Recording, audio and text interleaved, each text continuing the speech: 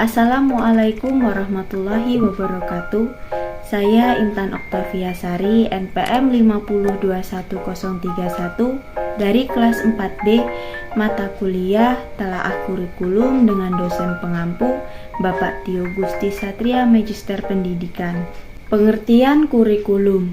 Kurikulum merupakan seperangkat atau suatu sistem rencana dan pengaturan mengenai bahan pembelajaran yang dapat dipedomani dalam aktivitas belajar mengajar dan rencana mengenai tujuan, isi, dan materi pelajaran serta cara yang digunakan sebagai pedoman kegiatan pembelajaran guna mencapai tujuan pendidikan.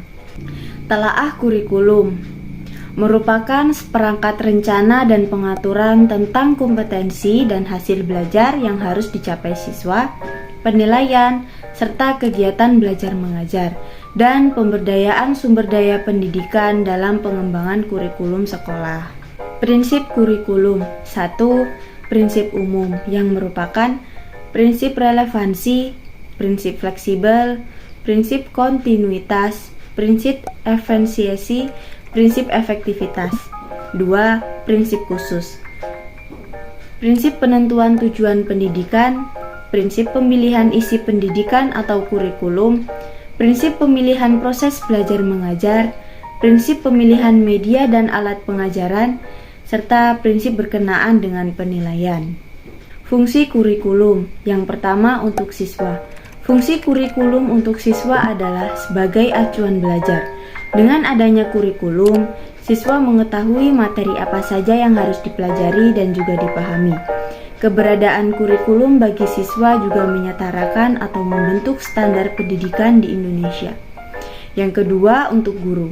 Untuk guru, fungsi kurikulum untuk guru adalah sebagai pedoman pengajaran pada siswa. Kurikulum memberikan patokan yang jelas tentang proses pengajaran juga materi yang harus diberikan kepada anak didik. Konsep kurikulum.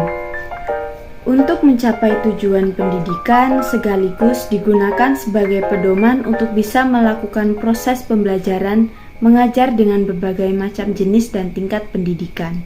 Tujuan kurikulum. Tujuan kurikulum yaitu sebagai alat pendidikan untuk menghasilkan siswa yang berintegrasi.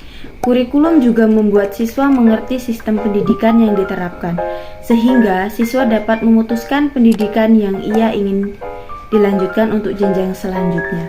Kurikulum dalam sistem pendidikan nasional mempunyai kedudukan sentral dan strategis. Kurikulum mengarahkan segala bentuk aktivitas pendidikan untuk mencapai tujuan pendidikan nasional. Baiklah, mungkin hanya itu yang dapat saya sampaikan.